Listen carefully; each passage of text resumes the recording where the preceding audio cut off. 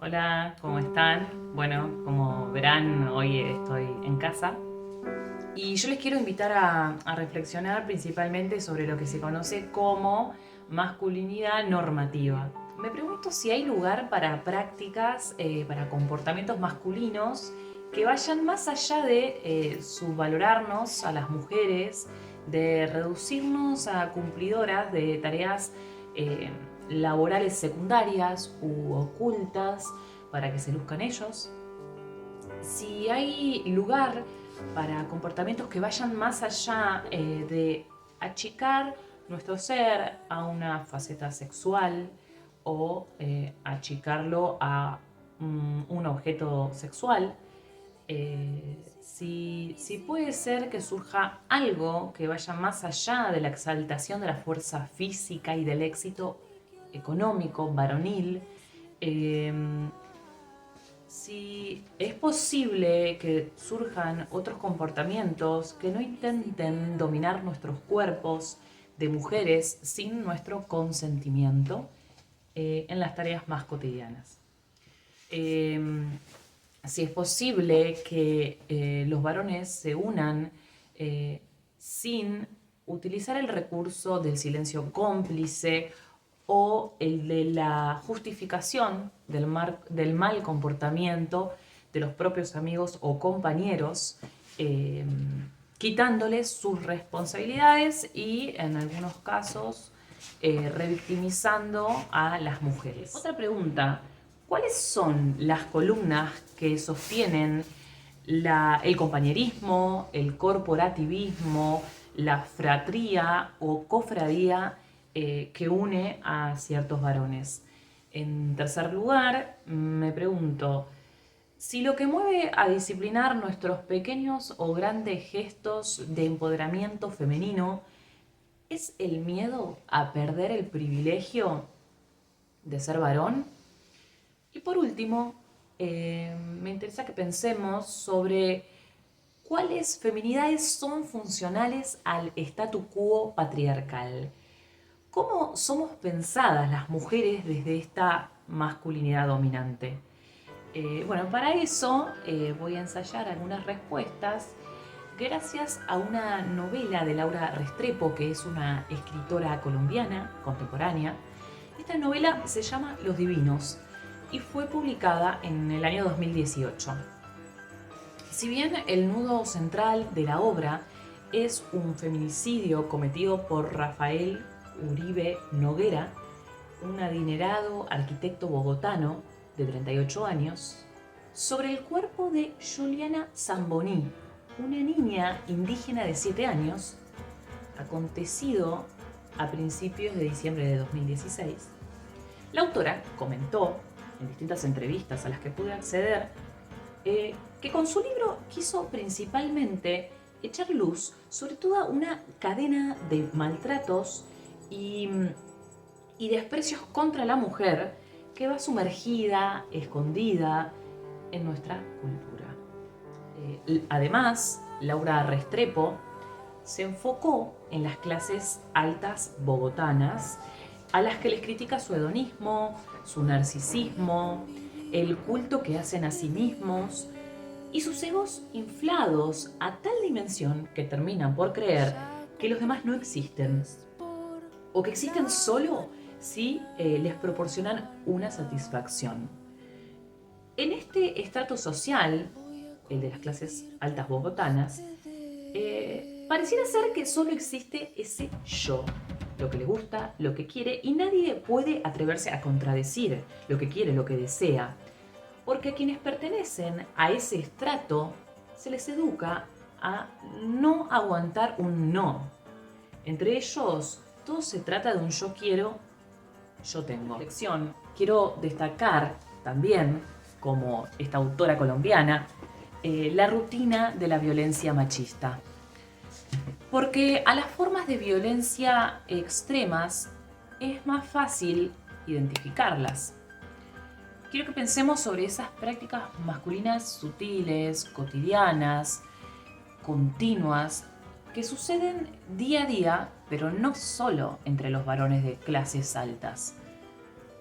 Antes de comenzar con la novela, Vamos a definir qué es el mandato de masculinidad dominante, eh, que exige a los varones constantemente poner a prueba sus atributos, sus formas de dominación y violencia hacia mujeres e identidades feminizadas. Rita Segato, la antropóloga argentina, se encargó de teorizar sobre la cofradía masculina. Y bueno, habla justamente de que consiste en formas de constitución identitaria cuyo eje estructurador es la reproducción de la violencia. En la masculinidad dominante incide fuertemente el grupo de pares de género, el grupo de varones, la manada, la cofradía, la corporación, ¿no? Hay distintas formas de llamarlo, incluso la misma autora hace mención de ellas. Bueno, y este es el grupo que marca los límites entre lo que se debe hacer o no como varón. No es solo un espacio para reconocerse, para encontrarse. También pide poner en práctica cierta violencia para seguir formando parte. La masculinidad exige a cada varón demostrar que constantemente es una potencia, que siempre puede, en distintos ámbitos sociales, ¿no? Además del sexual, y que nunca es débil.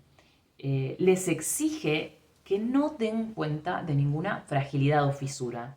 A esto se lo conoce como impenetrabilidad.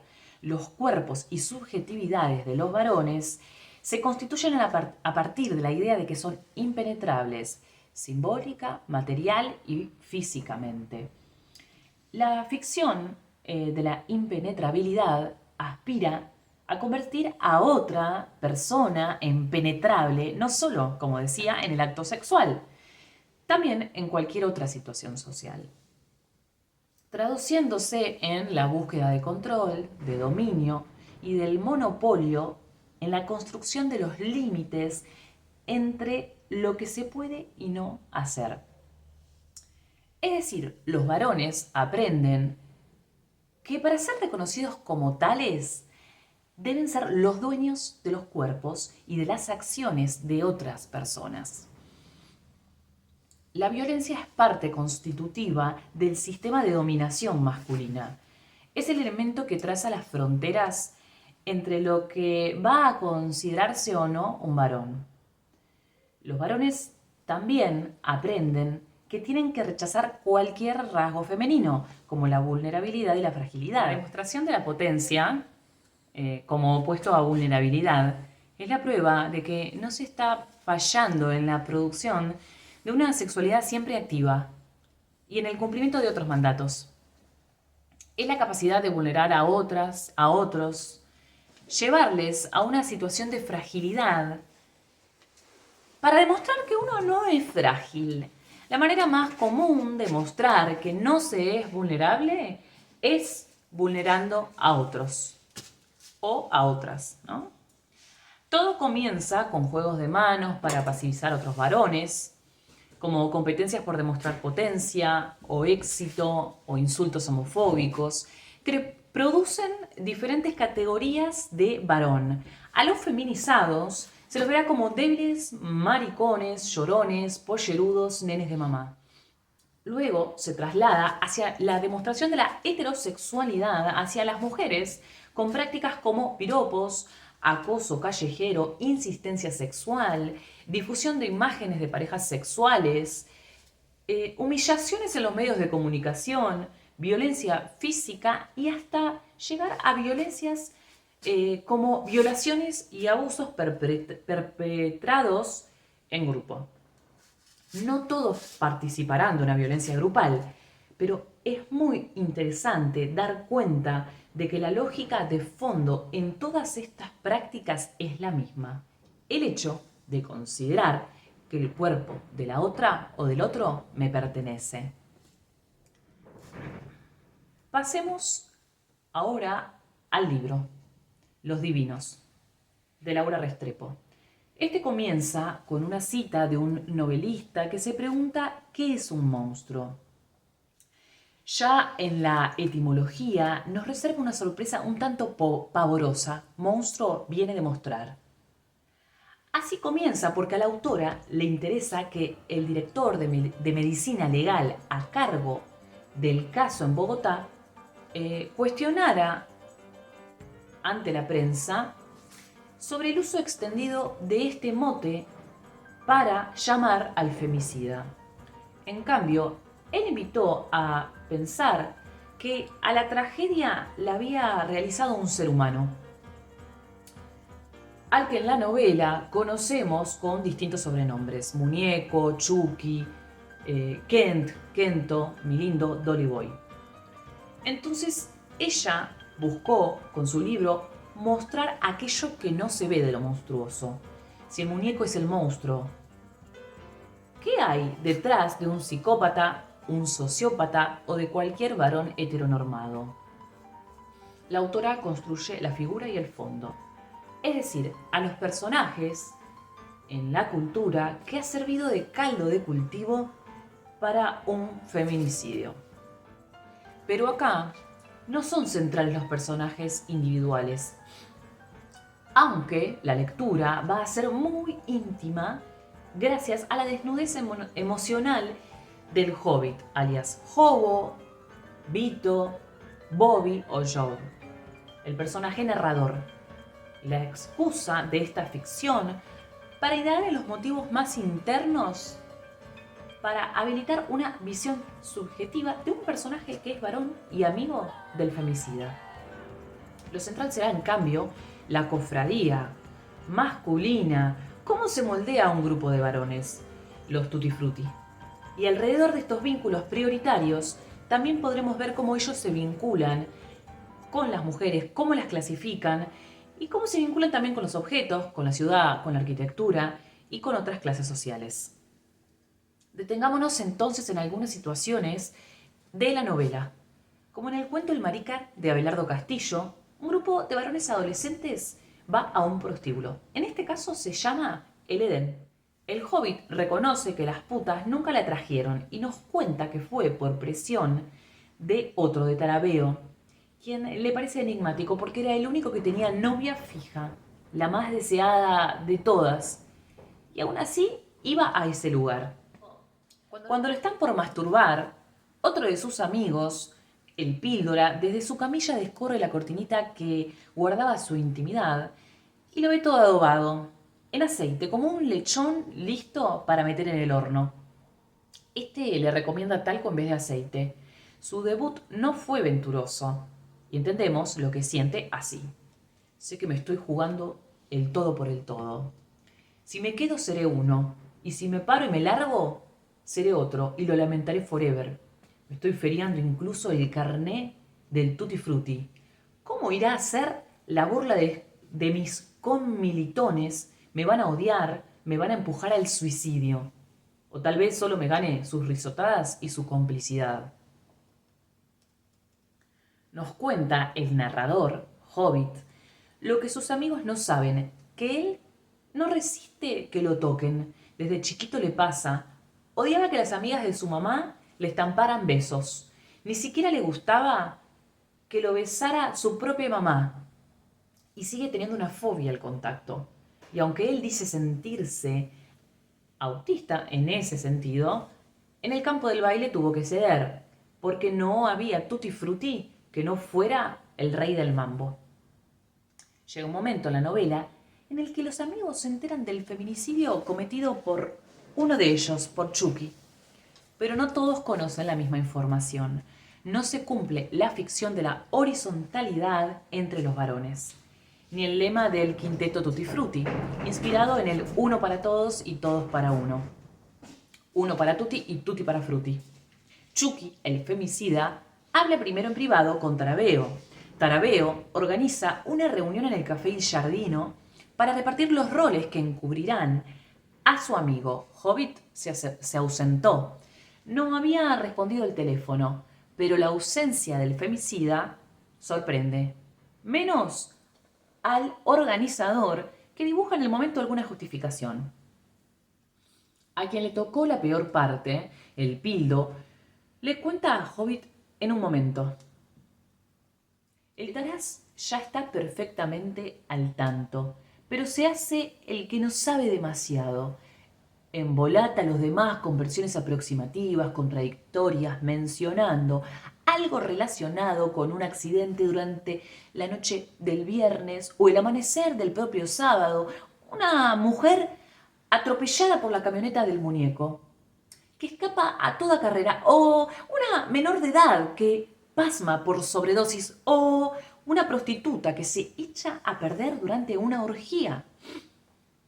Tarabeo fue quien dio las instrucciones. Jobo borraría el Mac. El muñeco se volaría del país.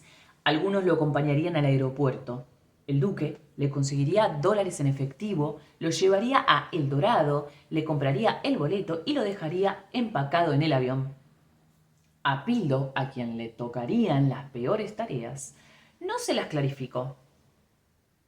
Recién, cuando buscaron al femicida para llevarlo al aeropuerto, se enteró de que Tarabeo, el organizador de la reunión, no subiría con ellos, tenía que limpiar el departamento y alcanzarle al hobbit el Mac. También ahí se enteró que su rol sería el de chofer hasta el aeropuerto. Pero eso no era todo. Cuando iban en viaje, los tres, saltaba a la vista que ahora era el duque, quien estaba bastante más enterado que el Pildo. Evidentemente, Tarabeo había dosificado la información según cada quien. Pero menos el femicida, a todos les faltaba saber lo siguiente. Fue recién en el viaje hacia el aeropuerto cuando el duque se encontró, de casualidad, con un zapatico blanco muy pequeño dentro de la camioneta. Ahí fue cuando pudieron saber a quién había matado el muñeco. A una niña muy pequeña, aunque nunca la llamaron así. En cambio, muñeca, enana, perjudicada. Leemos. Habían callado la tercera palabra, la verdadera, la que quemaba la boca con solo pronunciarla, una niña. Una niñita tan diminuta como su zapato. Le habían negado 3 veces, como Pedro a Jesús. Una vez Pildo, luego el duque, la última el muñeco, 3 veces. ¿Cuántas veces nos encontramos con que a las mujeres nos cambian los nombres? ¿Cómo llamaban a nuestra única presidenta elegida por voto popular? Llegan al aeropuerto. El duque baja para acompañar al Chucky, el femicida, y Pildo se da cuenta de que éste se ha olvidado su maleta. Va tras ellos y le grita sobre el objeto olvidado, a lo que Chucky, sin voltear a mirar, le pide que sea buena gente y que se encargue de ella. Recién en ese momento logra deducir que dentro de la maleta que sostiene en la mano, liviana como un suspiro, va la niña asesinada. Al rato no vuelve el duque para ayudarlo con el temita de la maleta, sino Chucky, que no tenía su pasaporte al día, volvería a la ciudad para esperar el trámite. El duque lo había dejado solo con ese tema y Chucky lo anima. Es que el Doc se puso mal, si ve, se asustó y perdió el control, ¿me entiende? Ese pisco no tiene temperamento para estos trotes. Mejor así, mejor que se vaya, que le baje el agite y pueda descansar. Esto requiere nervios de acero, no es para gente delicada.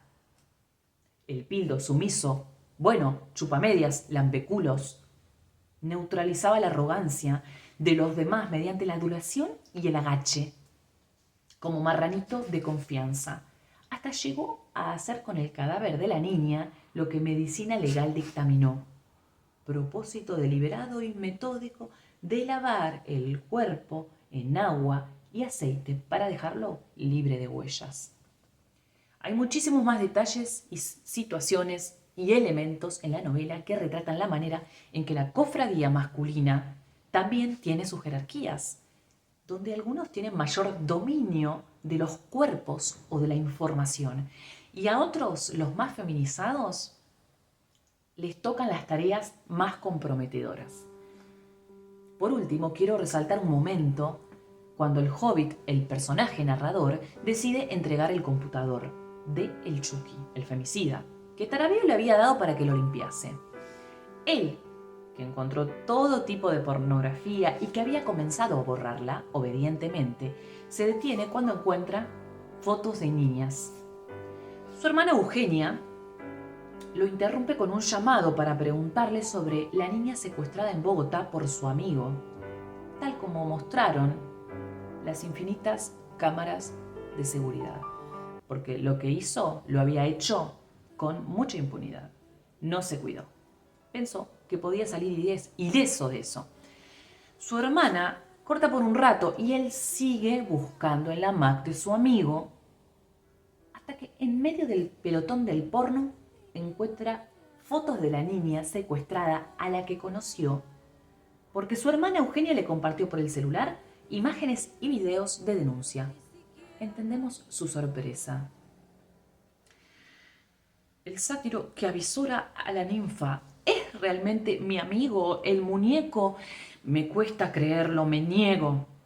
El sátiro que rapta a la niña: ¿es mi amigo, el muñeco? Repito esa frase hasta que me convenzo. Es un hecho. ¿Es un hecho? Tienen el número de su placa. Lo han grabado los videos de las cámaras de seguridad. Hay constancia de su acoso. Ha sido él, mi amigo, el muñeco.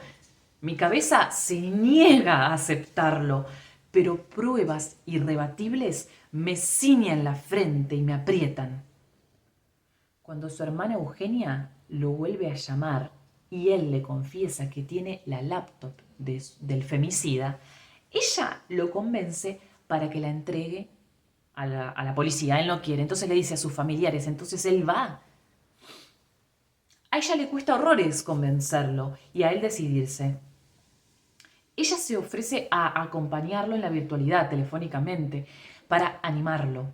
En ese camino vamos acompañando sus dudas. Por momentos se siente un traicionero y en otros siente una urgencia visceral de vengarse en nombre de la niña. Finalmente, una vez que está en el tumulto, decide dársela a una tía de la niña asesinada. También le da un papelito con la clave correcta, sintiendo que está dando las llaves del cuartico prohibido y sangriento de Barba Azul. Este es un ejemplo de lo valiente y difícil que puede ser para un varón romper el pacto de la cofradía masculina. Mi reflexión no invita a estar en contra de las grupalidades, sino de aquellas uniones masculinas que apañan o acompañan prácticas violentas lideradas por el más macho del grupo. Algunas son sencillas, como excluir a una mujer de una radio por no dejarse maltratar, y otras extremas, como un feminicidio de una niña de 7 años. Bueno, hasta acá llegamos, espero que les guste y dentro de 15 días les comparto otra columna nueva. Y aunque no me escuchen, yo grito como un animal desde la jaula.